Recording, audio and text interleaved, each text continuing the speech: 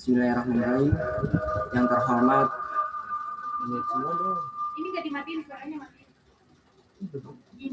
Yang terhormat Ketua Pelaksana Webinar yaitu Saudara Emil dan Rizky Ramadan.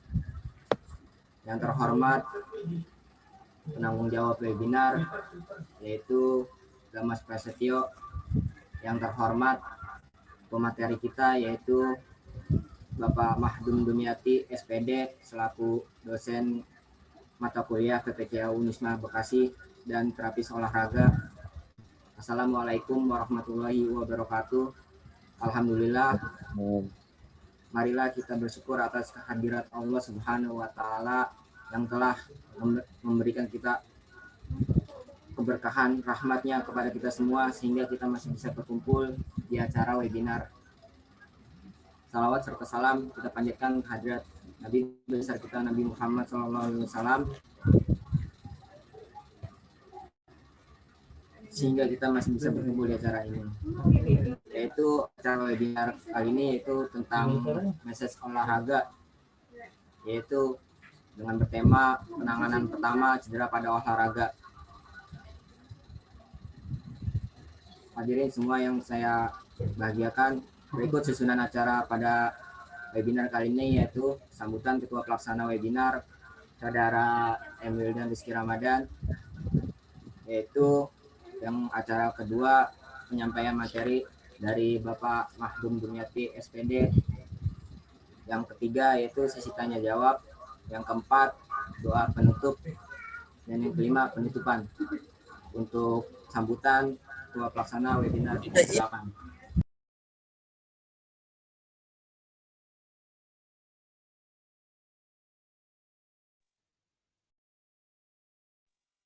Assalamualaikum warahmatullahi wabarakatuh. Puji syukur kita panjatkan kehadirat Allah Subhanahu wa Ta'ala telah memberikan kepada kita begitu banyak nikmat sehingga kita dapat melaksanakan webinar di tempat masing-masing. Yang saya hormati Bapak Mahdum Dumiati SPD selaku pemateri dan teman-teman peserta Zoom meeting yang saya banggakan. Webinar ini merupakan salah satu pembekalan dalam program KKN yang membahas pertolongan pertama pada cedera olahraga. Dengan adanya webinar ini, kita harapkan nantinya para peserta dapat menerapkan dan membagikan ilmunya sehingga menjadi bekal yang lebih bermanfaat. Demikian yang dapat saya sampaikan. Mohon maaf atas kekurangan dan kesalahan dalam penyampaian. Selamat mendengarkan dan mengikuti acara dengan baik. Wassalamualaikum warahmatullahi wabarakatuh. Waalaikumsalam warahmatullahi wabarakatuh. Alhamdulillah atas sambutan dari Ketua Pelaksana, yaitu acara selanjutnya kita ke acara inti yaitu pemateri dari Bapak Mahdum Dumiati SPD selaku materi, dipersilakan.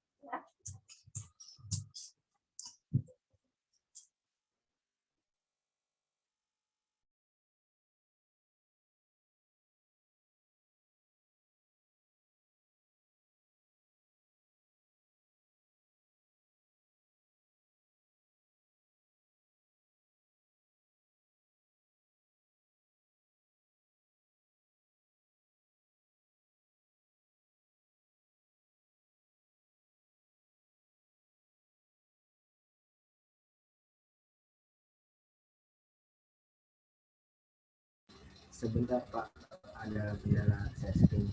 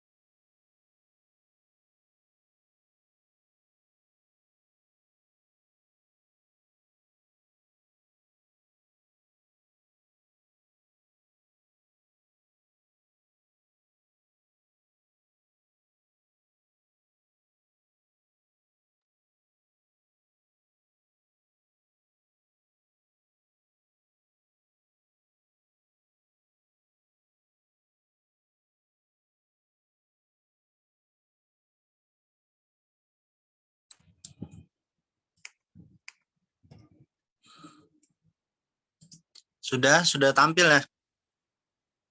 Sudah, Pak. Oh ya. Sudah, Pak.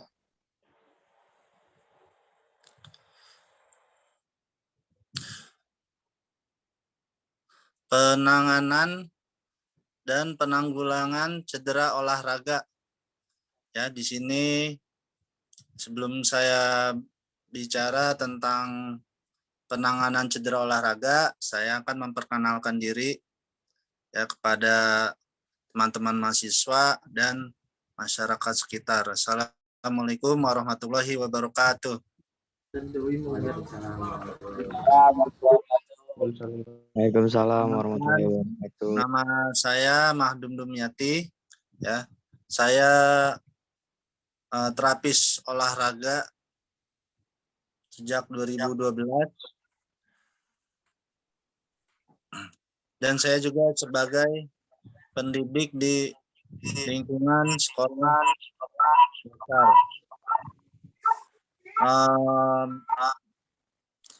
Alamat klinik saya di Kaliabang Nangka, Jalan Kiai Haji Muchtar Tabrani.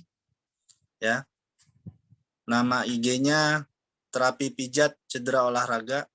Nanti teman-teman bisa bergabung atau ke Facebook DRM Sport Traumatologi. Ya. Saya sebagai terapis olahraga sejak 2012 sampai saat ini.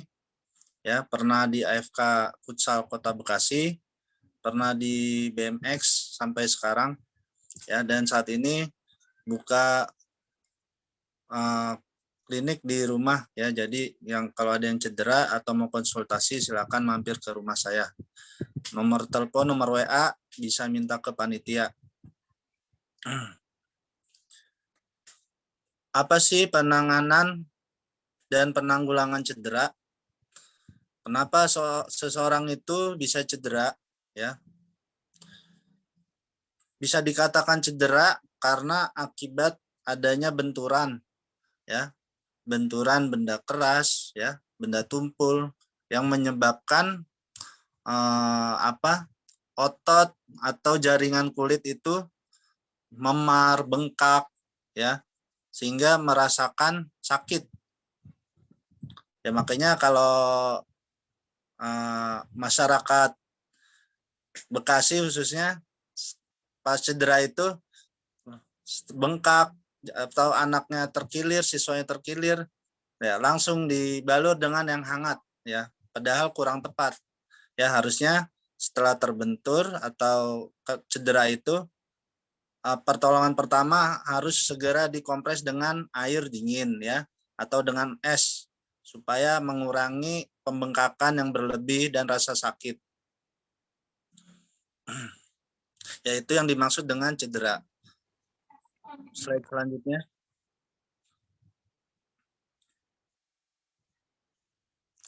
Cedera olahraga menurut penyebabnya. Ya. Pertama ada overuse injury, yang kedua traumatic injury. Apa sih overuse injury itu? Disebabkan oleh gerakan yang berulang yang terlalu banyak dan terlalu cepat, ya. Karena gerakannya berulang-ulang, terlalu banyak dan cepat, ya, sehingga ototnya lelah, ya. Ototnya lelah sehingga menyebabkan dia cedera, ya. Contoh kasus ketika atlet kita atau siswa kita sedang di lapangan pertandingan, ya, kita paksakan untuk main terus, sedangkan kondisi dia pada saat itu terlalu lelah, ya, sehingga menyebabkan gerakan yang berulang-ulang dan ototnya capek, sehingga dia terjadi cedera yang tidak fokus pandangannya. Kemudian yang kedua, traumatic injury disebabkan adanya benturan atau gerak yang melebihi kemampuan, ya. Contohnya yang saya sebutkan tadi seperti terkena benda tumpul, ya, biasanya kalau di lapangan sepak bola, ya, itu permukaan rumputnya tidak rata, apalagi di lingkungan kampung-kampung gitu kan, dia masih berlobang, bahkan ada kerikil-kerikil yang menyebabkan benturan, ya, atau berbenturan dengan lawan. Next.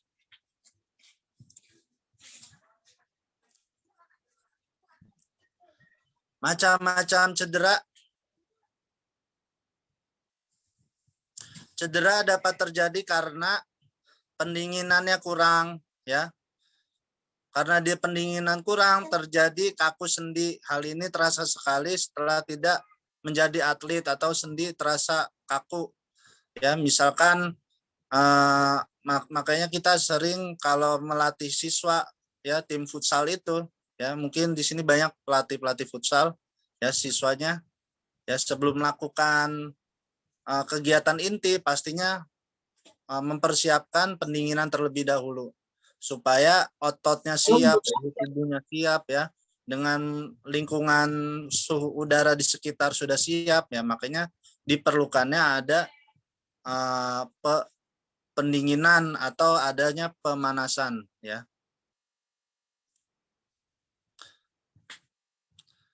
Next.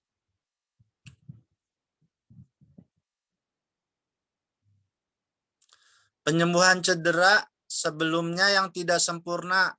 Hal ini dapat terjadi karena kapsul sendi ligamen kendor.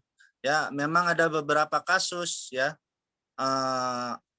Itu atlet karena dia tidak sabar untuk mengikuti pertandingan selanjutnya, padahal dia proses penyembuhan cederanya belum sampai selesai, ya, sehingga dia memaksakan diri untuk bermain, sehingga terjadi adanya cedera yang berulang di tempat yang sama, ya. Biasanya paling sering yaitu pada bagian ankle dan lutut, ya, karena kegiatan olahraga pasti menggunakan tungkai, ya, berjalan, berlari, ya, menendang bola, ya.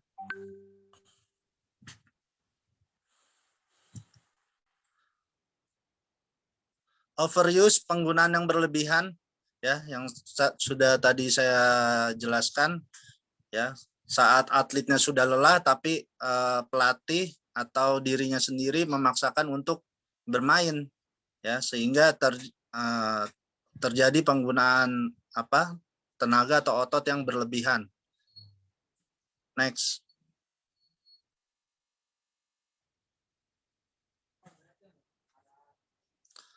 Apa saja faktor overuse injury? Ya, tingkat keterlatihan yang belum memadai sewaktu meningkatkan dosis, ya.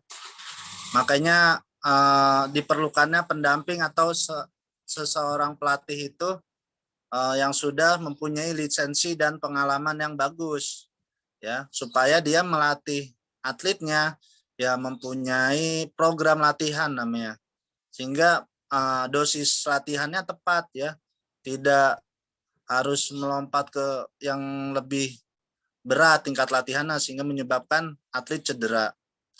Teknik yang kurang tepat, tidak efisien dan bebannya berlebih. Kelainan anatomis, misalkan kakinya flat. Tahu maksudnya kaki flat? Jadi permukaan telapak kaki itu rata, yaitu mudah cedera juga. Bisa juga panjang tungkainya tidak sama, ya, tidak rata. Misalkan tungkai kanannya itu lebih panjang 2 cm, ya. Peralatannya ya bisa juga pakaian, sepatu, raket, matras yaitu kurang memadai, atau bisa juga sepatunya ukurannya kurang pas dengan sesuai telapak kakinya, ya. Lingkungan, ya, apa sih yang dimaksudnya di sini? Suhu, yaitu makanya kita butuh sebelum melakukan kegiatan inti adanya pemanasan dan setelah itu selesainya pendinginan, yaitu supaya kita memposisikan tubuh kita supaya sudah pas dengan suhu di sekitar, kelembaban alam, ya. Contohnya faktor cuaca di Indonesia dan di Cina itu berbeda, ya, makanya dibutuhkan pemanasan. Next.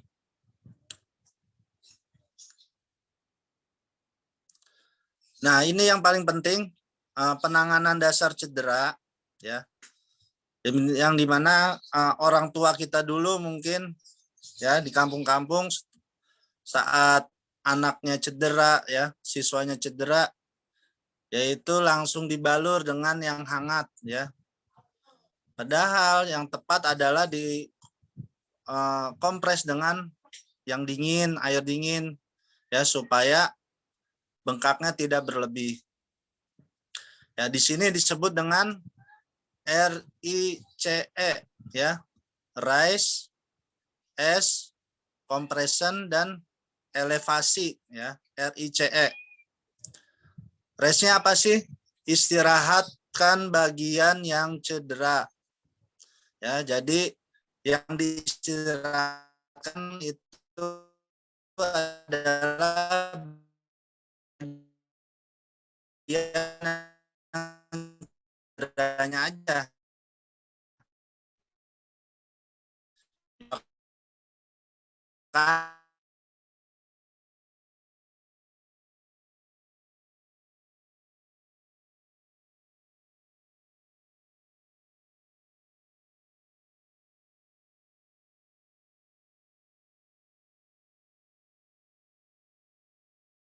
Poinnya.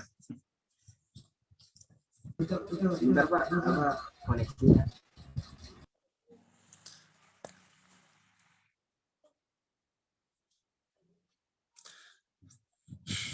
Kemudian compression, tekan dengan pembalutan. Maksudnya apa? Ya, batu es yang sudah dihancurkan, ya, kita masukkan ke dalam kantong plastik, ya. Kemudian kita tempelkan ke bagian yang cedera, ke bagian yang bengkak. Elevasi, naikkan bagian cedera lebih tinggi dari jantung. Ya, nanti saya praktekkan RIC ini, ya. Nah, setelah RIC ada yang disebut dengan kompres panas, ya. Kapan sih dilakukannya kompres panas itu? Maksudnya bukan dengan air hangat, bukan dengan air panas, tapi dikompres dengan air hangat. Ya, setelah pembengkakan jenuh kurang lebih hari keempat atau kelima itu sudah boleh dikompres hangat atau dibalur dengan yang hangat, ya. Gitu. Jadi hari pertama sampai dengan kurang lebih hari ketiga atau keempat itu dikompres dengan yang dingin, ya. Setelah itu hari keempat atau kelima dan seterusnya boleh terapi dikompres dengan panas ya, kompres air hangat sambil diterapi sport massage ya, perawatan cederanya. Kemudian ada hydromassage ya. Kita menyelupkan diri ke kolam renang ya, kalau kita lihat di berita timnas itu melakukan pencelupan diri ke dalam air dingin ya. Kemudian massage ya, pijatan untuk merecovery ya, pemulihan ya, sama aja merendamkan diri ke dalam air dingin dan pijat sama-sama supaya proses pemulihannya lebih cepat. Dibantu dengan obat anti sakit atau anti radang, ibuprofen. Ya, saya kira materinya sampai situ. Ya, kita lanjut dengan praktek.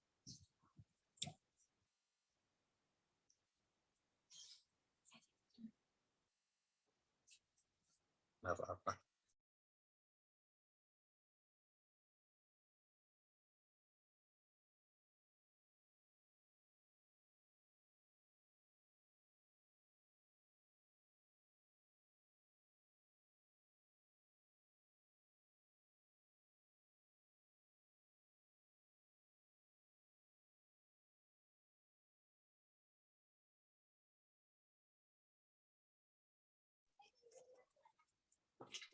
Dan sekarang kita mempraktekkan RICE ya. Tadi R-nya istirahatkan bagian cedera. Misalkan engkel kirinya yang cedera ya.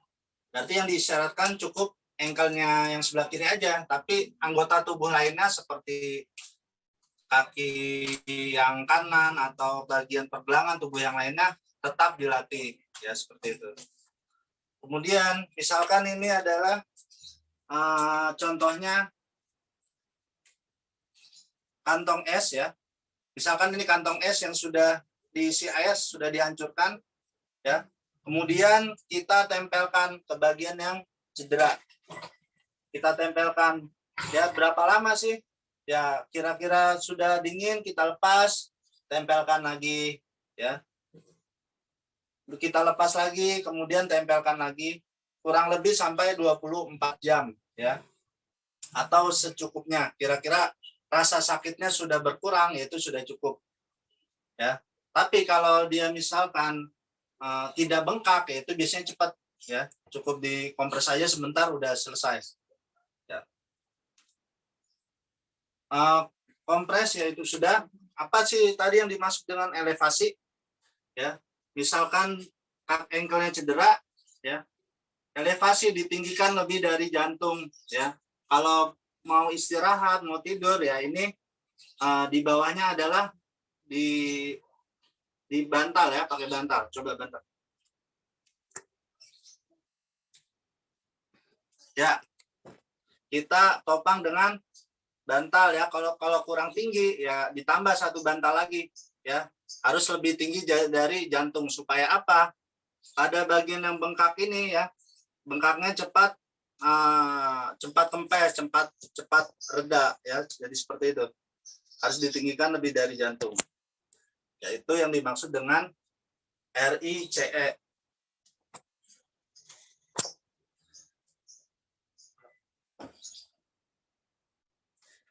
Nah, kemudian apa sih yang terjadi, cedera apa saja pada cabang olahraga futsal?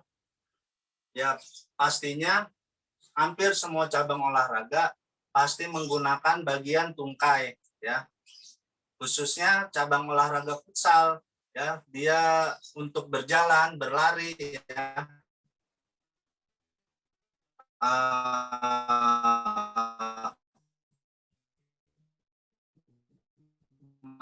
Menendang bola,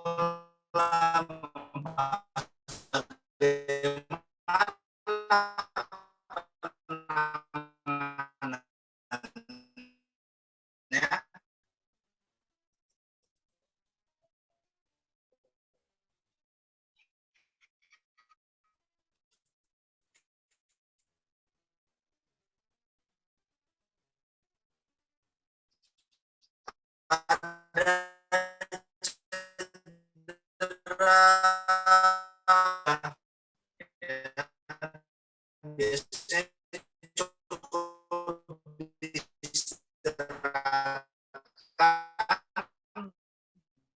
kita kompres dengan es, ya setelah 1 minggu atau 2 minggu bisa aktivitas olahraga lagi.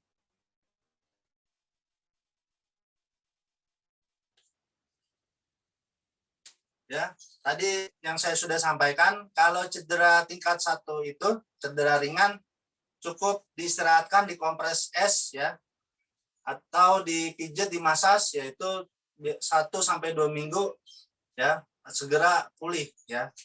Sekarang kita membahas cedera dislokasi ya, pada cedera ankle ya. Jadi dislokasi itu maksudnya sendi ankle-nya ya keluar dari dudukannya ya. Kalau dia sudah keluar berarti harus direposisi ya dengan cara ditarik, ditraksi. Kita siapkan minyak ya.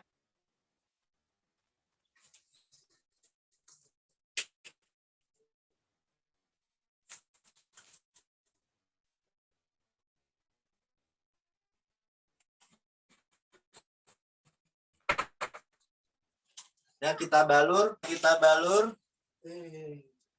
ya. Misalkan yang bengkak ya, yang terluka bagian dalam pada ankle di bawah mata kaki ya, yang cedera, yang bengkak itu tidak boleh dipijit ya, tidak boleh di masas ya. Yang diterapi itu adalah bagian otot sekitarnya ya, pada bagian tungkai bawah ya, pada jari-jari kaki. Nah, sedangkan bagian yang bengkak, misalkan di sekitar mata kaki bengkak ini, tidak boleh dipijit seperti ini ya, karena akan menyebabkan bertambahnya luka dalam ya. Kita gosok ya, kita masas, kita eflorase.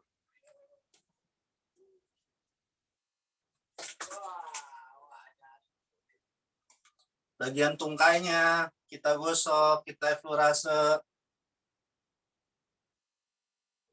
ya. Setelah posisi telentang, pasiennya posisi tengkurap ya, atau telungkup.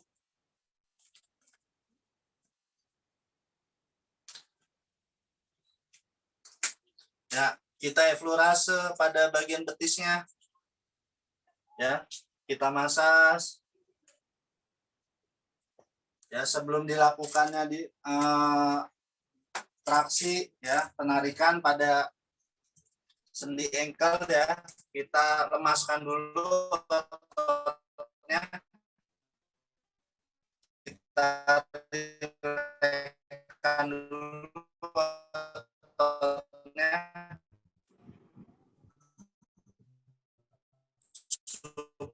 supaya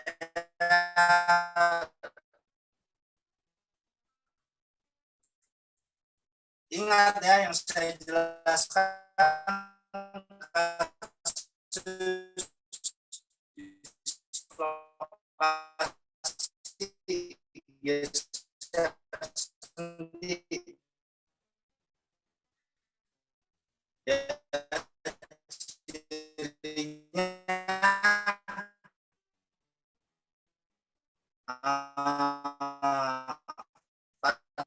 supaya lebih mudah, tidak licin, dibantu dengan handuk ya. Kita tutup dengan handuk, kita pegang seperti tadi pada bagian tumit dan punggung kakinya, kemudian kita tarik perlahan ya, kita tarik perlahan seperti ini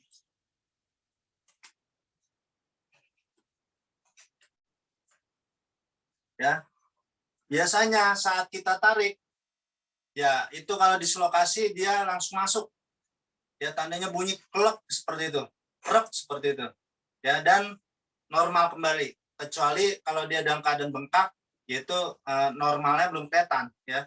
Tapi saat kita tarik, kalau dia sendinya keluar, yaitu bunyi krek seperti itu ya. Nah, setelah kita lakukan tarikan, Kemudian tutup dengan tensokrep, ya, kita tutup dengan tensokrep atau support kenis seperti ini ya. Maaf saya nggak promosi yang ini nih. Ini contoh aja. Ya, kita tutup dengan ini. Ya.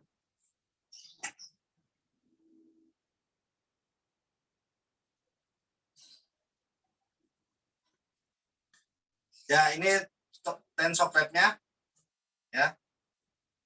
Kita tutup bagian yang cederanya dengan tensokrep.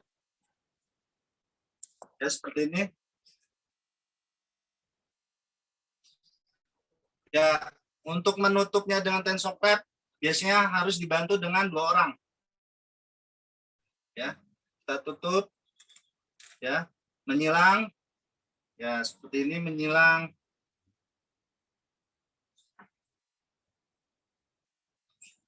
Ya, kemudian menyilang lagi ke bagian belakang seperti ini. Ya, menyilang lagi. Ya, biasanya kalau bagian ankle cukup ya tensokrepnya. Ini bukan untuk ankle, ini untuk lutut orang dewasa. Ya, misalkan sudah ketutup, ya kita kunci. Ya, ini sampai sini cukup. Ya, setelah ini ya diistirahatkan ya, diistirahatkan. Bisa juga konsul ke dokter, nanti biasanya kalau di dokter itu kasih obat anti nyeri. Ya, lanjut ke bagian lutut. Oh, fungsi tensokrep. Ya, fungsi tensokrep ini untuk apa sih? Ya, ini pertanyaan yang bagus. Fungsi tensokrep ini ya, ini dia dislokasi, geser sendinya. Ya, kalau dia sudah geser, ya, ini pasti ada otot yang sobek atau putus. Sehingga setelah ditarik seperti ini, yang kita harapkan adalah kita tutup dengan tensokrep. Ya, ketika mau beraktivitas ini tidak gerak ke kanan dan ke kiri lagi. Ya, kalau dia gerak ke kanan dan ke kiri lagi, nanti sembuhnya lebih lama.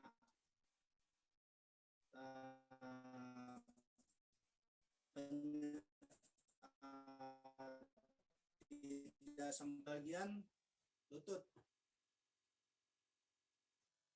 Maaf, itu berapa menit lagi ya kurang lebih?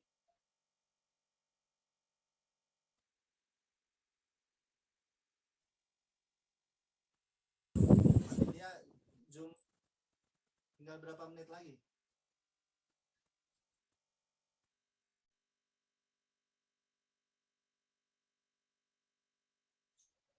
Jam berapa itu? Ya, lanjut ke bagian lutut. Ya.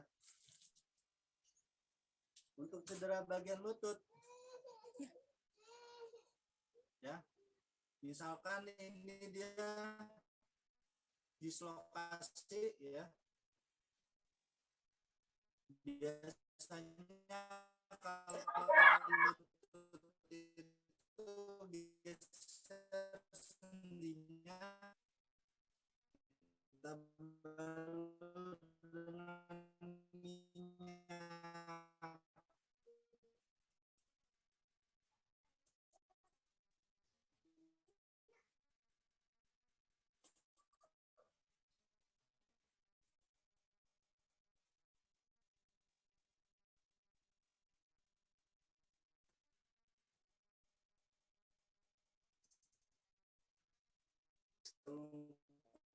Lagi pasiennya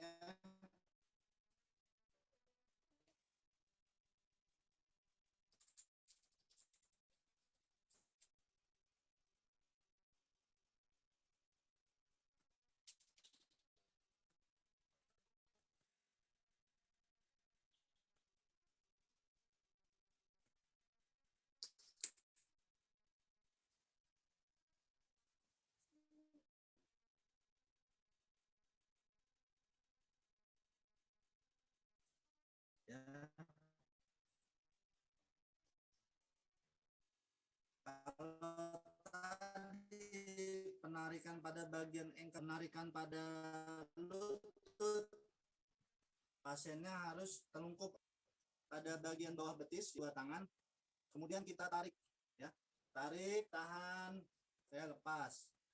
Biasanya kita tarik seperti ini, sama seperti engkel ya. Kalau dia dislokasi, sendinya geser, ya dia bunyi krek. Lebih mudahnya dibantu dengan handuk supaya tidak licin.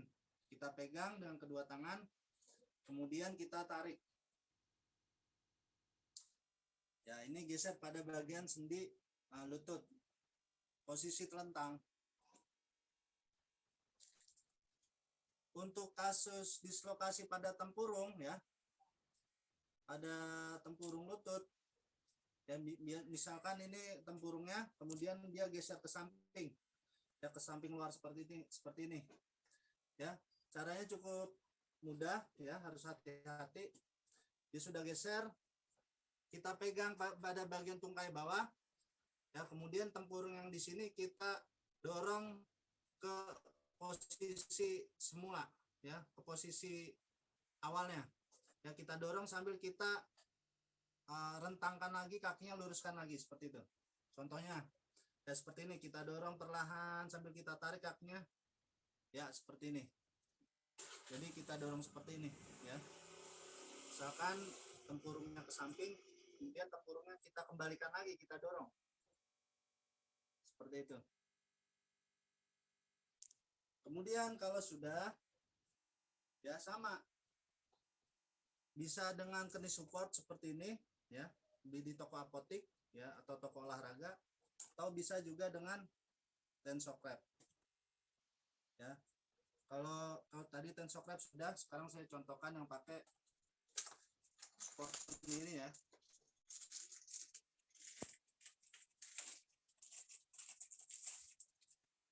Ya, ini lebih mudah ya, lebih mudah, tinggal dimasukkan saja ya ke bagian lutut ya.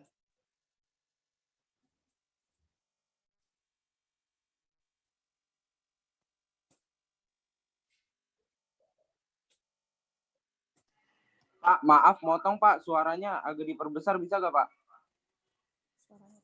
Oh, suaranya ya. Sebentar.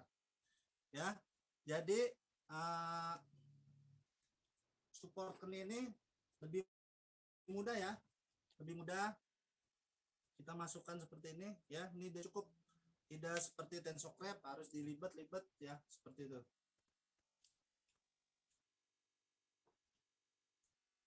Sampai sini apakah sudah cukup? Ada yang mau ditanya, silakan.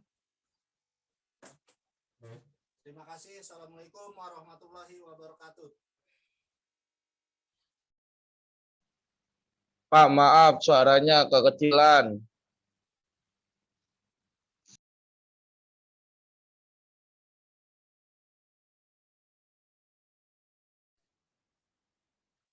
Prakteknya ini sudah sampai lutut, mungkin tadi sudah ada yang niat. Sekarang teman-teman mau bertanya, silakan ya. Terima kasih. Assalamualaikum. Silakan boleh bertanya.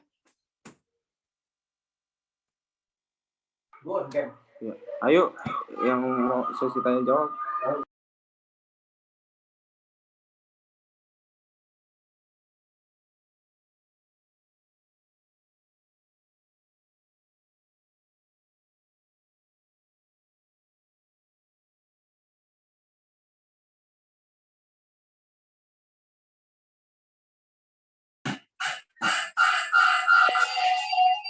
Assalamualaikum warahmatullahi wabarakatuh. Saya dari RT 3 RW 4, teman dari saudara Sindu, ingin bertanya Pak.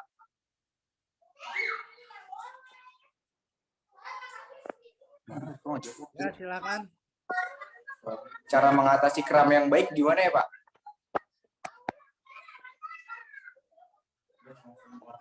Ya, penting itu kram ya. Bagaimana cara mengatasi kram yang baik?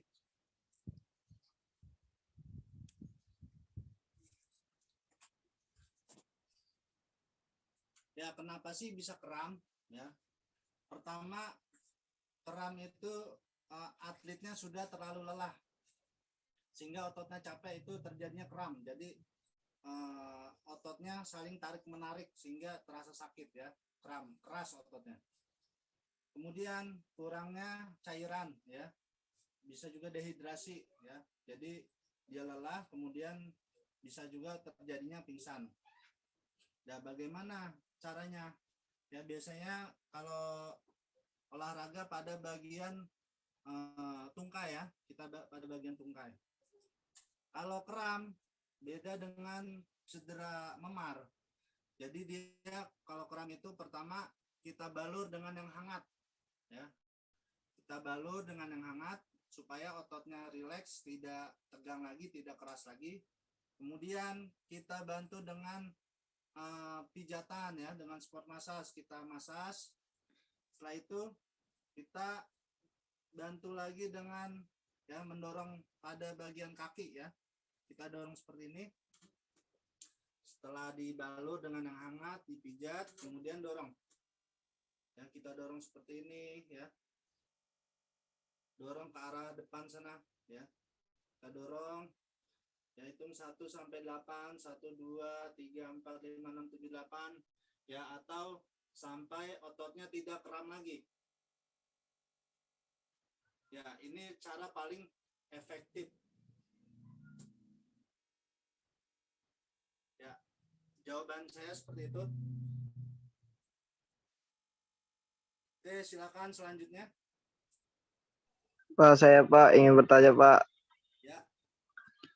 Iya Pak, saya saudara ya Gamas Pak, namanya Haji Dempet. Saya ingin bertanya, berapa lama masa pemulihan kaki terkilir hingga bengkak Pak? Terima kasih Pak. Ya, berapa lama? Yang saya sudah saya sudah ceritakan tadi. Kalau dia terkilir kemudian bengkak, berarti kemungkinan dia cedera tingkat 2, bisa juga tingkat 3 yang lebih serius ya. Berapa lama proses penyembuhannya? Kalau terapinya tepat ya, maka proses penyembuhannya juga lebih cepat ya. Iya Pak. Jadi secara teori cedera tingkat 2-nya itu ya bisa 1 bulan ya, bisa 1 bulan sampai dengan 2 bulan. Baik Pak. Dan kita tidak bisa prediksi, bahkan lebih cepat dari itu ya. Baik Pak. Ya, terima kasih. Iya Pak, terima kasih Pak.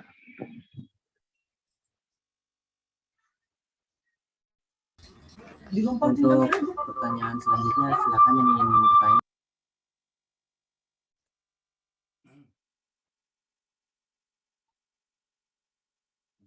Di sini ada pertanyaan Pak di chat.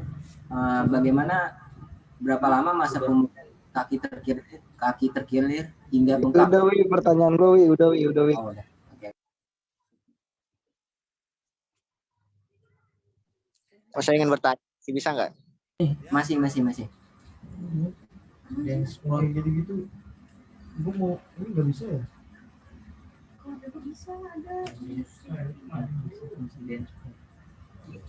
Assalamualaikum warahmatullahi wabarakatuh. Saya Lutfi Akmal dari RT 3. Teman dari saudara Sindu Syalahuddin. Ingin bertanya, cedera itu kan banyak ya Pak? Ya, betul. Kalau untuk penanganan cedera pertama pada sesak napas itu gimana ya Pak? Terima kasih. Oh iya. Jadi yang sudah saya jelaskan itu, yang dimaksud dengan cedera dia adalah karena benturan ya. Benturan benda tajam. Pak, maaf Pak, saya potong lagi Pak. Suaranya agak diperbesar bisa nggak Pak? Pak, suaranya agak diperbesar bisa.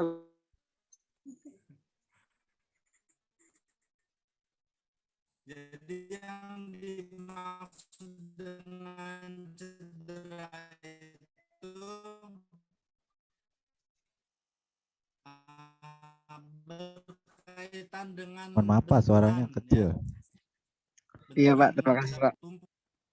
Ya. Ya kalau dia sesak napas di lapangan itu ya, di lapangan banyak terjadi sekali, khususnya atlet-atlet wanita. Saya paling senang tuh kalau ada kasus sesak napas pada atlet wanita.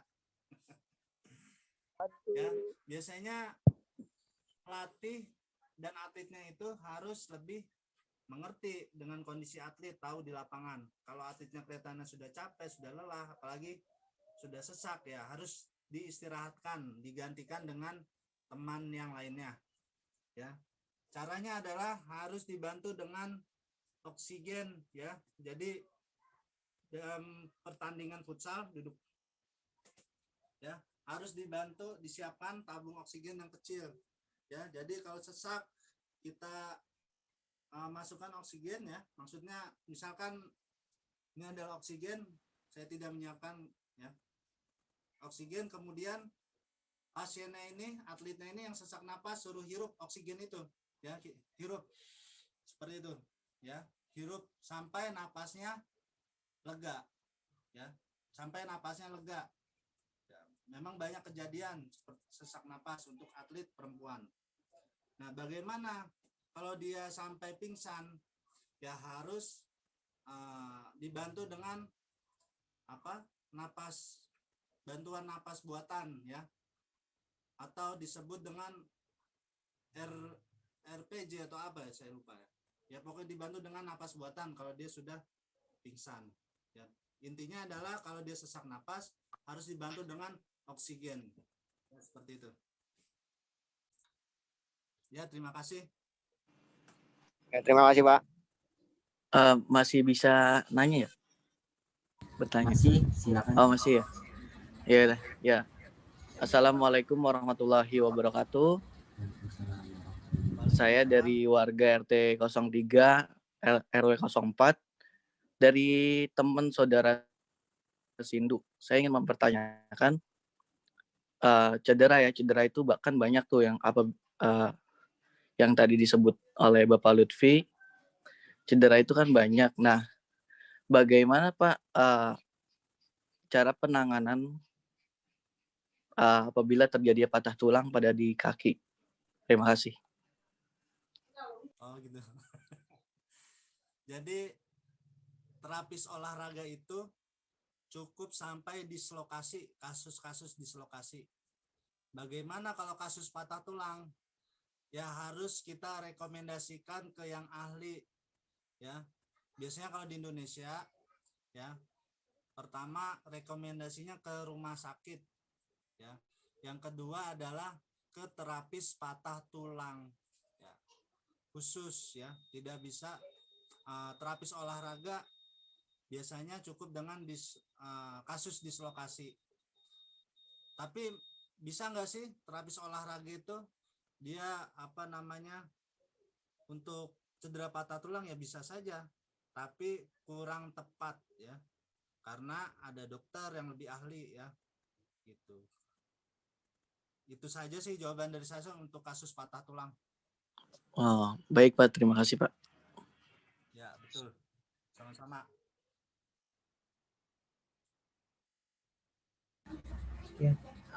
Mungkin sekian dari beberapa pertanyaan. Terima kasih untuk Bapak Mahfud SPD selaku moderator webinar penanganan utama cedera pada olahraga. Yaitu acara selanjutnya penutupan. Dan mungkin terima kasih kepada para peserta yang sudah mengikuti webinar dan narasumber dan untuk narasumber terima kasih, dan untuk rekan-rekan KPN dari saudara David Nurrahman, Gamas Prasetyo, Emil dan Rizky Ramadan, Rifki Nur Salihin, dan Diki Chandra, terima kasih. Untuk selanjutnya itu kita foto bersama. Dimohon menyalakan untuk kameranya. Terima kasih. Foto.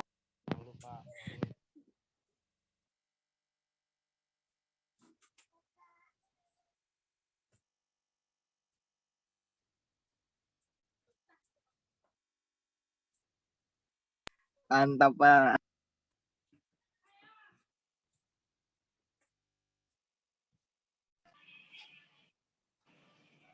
Udah belum fotonya?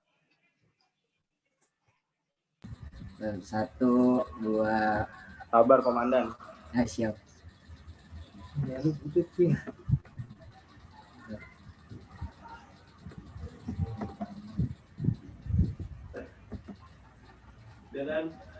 Terima kasih fotonya, Wi. Udah. Terima kasih untuk semua para peserta webinar.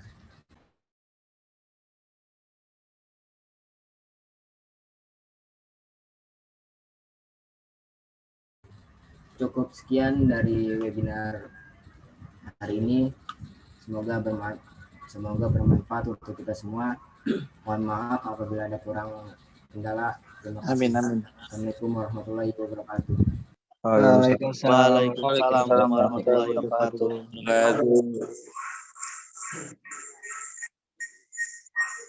Udah kan?